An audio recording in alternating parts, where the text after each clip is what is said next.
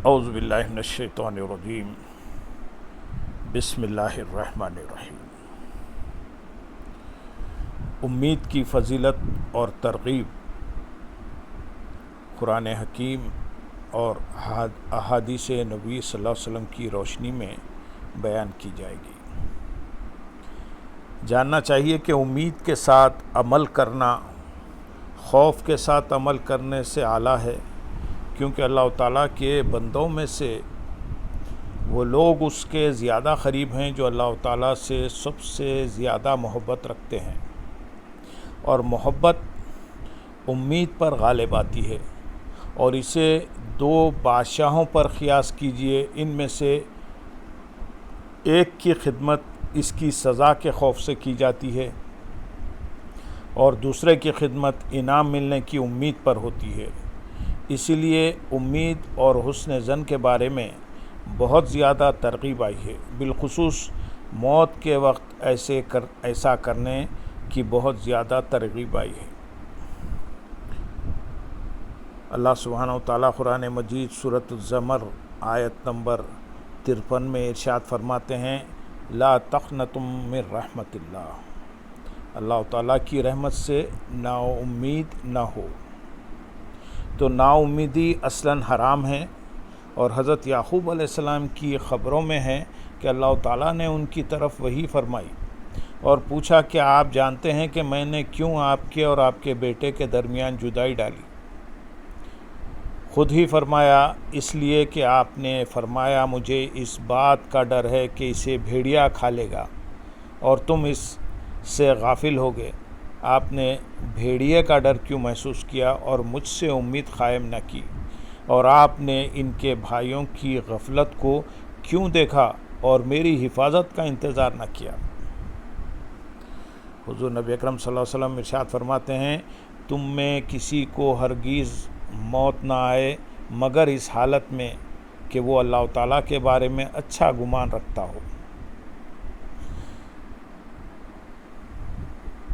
اور آپ نے یہ بھی فرمایا کہ اللہ تعالیٰ ارشاد فرماتا ہے، بندہ مجھے اپنے گمان کے مطابق پاتا ہے تو میرے بارے میں جو گمان چاہے کرے، یعنی اچھا گمان کرے۔ ایک شخص جان کنی کی حالت میں تھا کہ نبی اکرم صلی اللہ علیہ وسلم اس کے پاس تشریف لے گئے۔ آپ نے پوچھا، اپنے آپ کو کیسا پاتے ہو؟ اس نے عرض کیا، میں اپنے آپ کو یوں پاتا ہوں کہ مجھے اپنے گناہوں کا خوف بھی ہے اور اپنے رب کی رحمت کی امید بھی رکھتا ہوں۔ حضور نبی اکرم صلی اللہ علیہ وسلم نے فرمایا، اس وقت یعنی موت کے وقت میں کسی بندے کے دل میں یہ دونوں باتیں یعنی امید اور خوف جمع نہیں ہوتی مگر اللہ تعالیٰ اسے اس کی امید کے مطابق عطا فرماتا ہے، اور جس سے اس کو خوف ہوتا ہے اس سے اسے محفوظ رکھتا ہے۔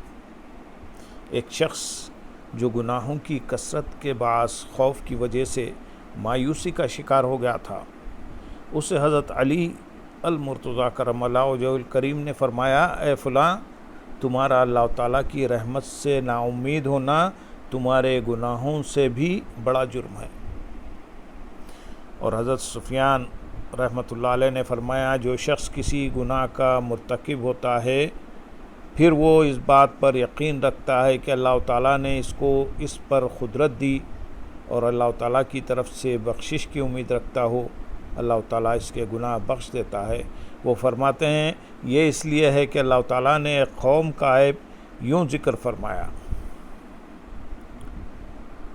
قرآن مجید سورۃ فصلت آیت نمبر 33 میں ارشاد فرمایا، اور یہ ہے تمہارا وہ گمان جو تم نے اپنے رب کے ساتھ کیا تو اس نے تمہیں ہلاک کر دیا۔ قرآن حکیم سورۃ فتح آیت نمبر 12 میں ارشاد باری تعالیٰ ہے، اور تم نے برا گمان کیا اور تم ہلاک ہونے والے لوگ تھے۔ نبی اکرم صلی اللہ علیہ وسلم نے ارشاد فرمایا، اللہ تعالیٰ قیامت کے دن بندے سے پوچھے گا کہ جب تم نے برائی دیکھی تو تجھے کس چیز نے اس کو روکنے سے منع کیا؟ پھر اگر اللہ تعالیٰ اسے اس کی دلیل سکھائے گا تو وہ کہے گا، یا اللہ، مجھے تیری رحمت کی امید تھی اور لوگوں سے ڈرتا تھا، نبی اکرم صلی اللہ علیہ وسلم نے فرمایا اللہ تعالیٰ فرمائے گا میں نے تجھے بخش دیا۔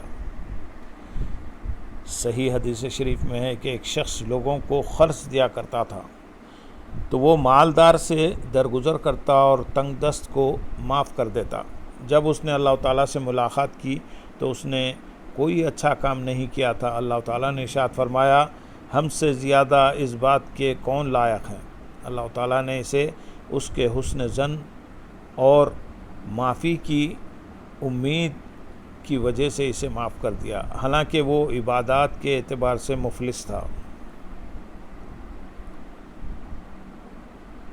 قرآن مجید سورۃ فاطر آیت نمبر 29 میں ارشاد باری تعالیٰ ہے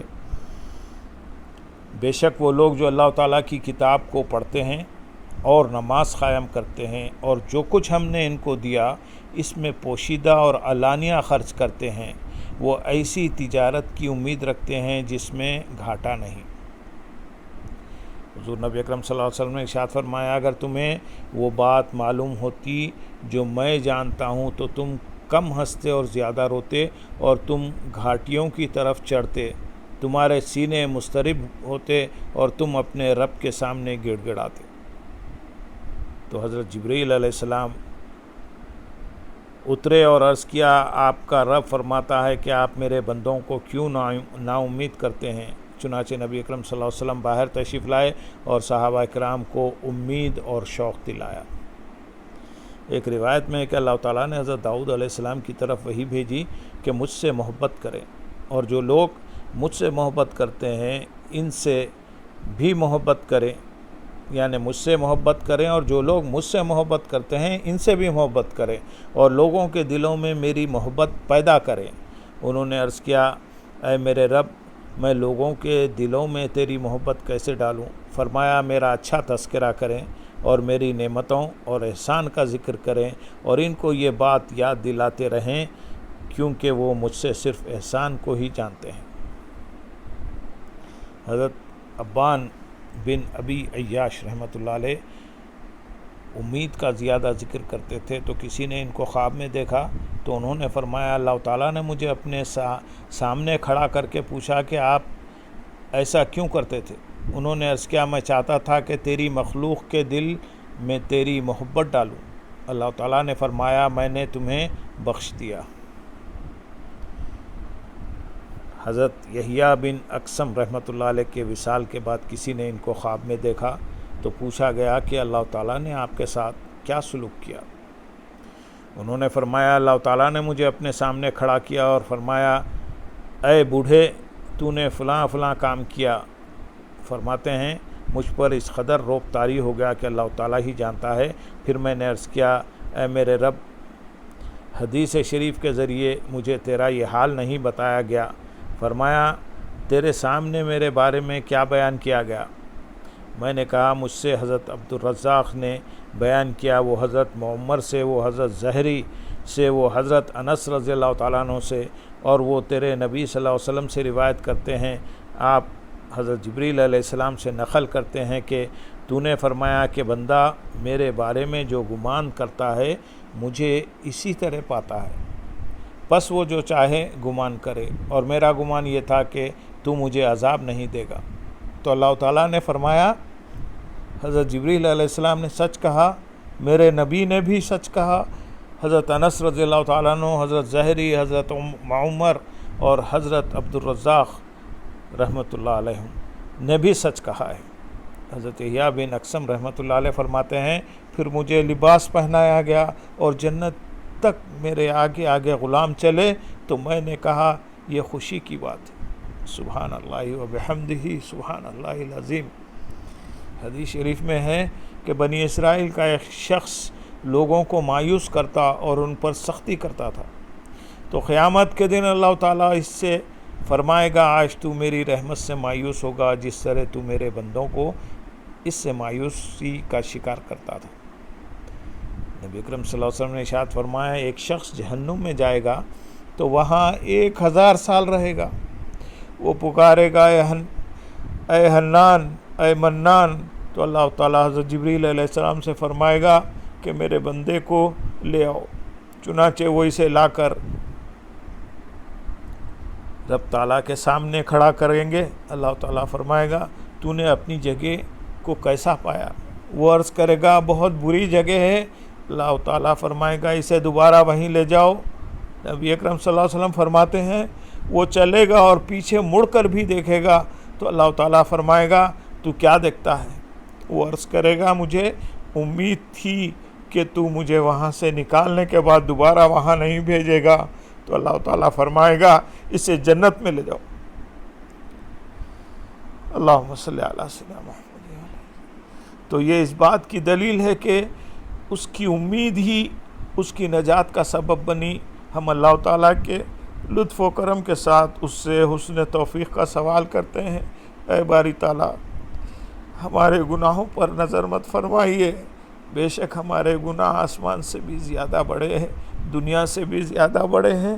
اے باری تعالیٰ اپنی فضل اور اپنی رحمت سے ہمیں ان سب گناہوں سے محفوظ رکھیے اور ان کے عذاب سے محفوظ فرمائیے۔ ربنا آتنا فی الدنیا حسنۃ وفی الآخرۃ حسنۃ وقنا عذاب النار۔ اے باری تعالیٰ اسلام پر جلائیے اور اسلام پر ہمارا خاتمہ ہو۔ اے باری تعالیٰ ہمیں موت اس حال میں آئے کہ آپ ہم سے راضی ہو میرے مالک، ہم سے دنیا میں وہ کام لیجئے جس سے آپ خوش ہوتے ہو، ہمیں اس کام سے روک دیجئے جس سے آپ ناراض ہوتے۔ سبحان اللہ و بحمدہ، سبحان اللہ العظیم، لا الہ الا اللہ، لا الہ الا اللہ، لا الہ الا اللہ وحدہ لا شریک لہ، لہ الملک و لہ الحمد یحیی و یمیت بیدہ الخیر وہو علی کل شیء قدیر۔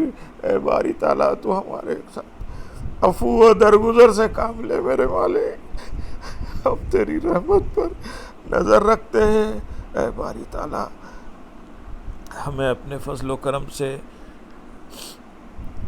قیامت کے دن جب کوئی سایہ نہ ہوگا اپنے سائے میں رکھ میرے مالک، نفس نفسی ہوگی قیامت کے دن۔ اے باری تعالیٰ ہمیں اس دن کسی خوف و رنج و ملال سے محفوظ فرما۔ اے باری تعالیٰ ہم آپ کی رحمت کی طرف دیکھ رہے ہیں، ہم آپ کے فضل و کرم کو دیکھ رہے ہیں، بے شک ہمارے اعمال کسی قابل نہیں۔ اللہم صلی علی سیدنا محمد وعلی آلہ سیدنا محمد وبارک وسلم۔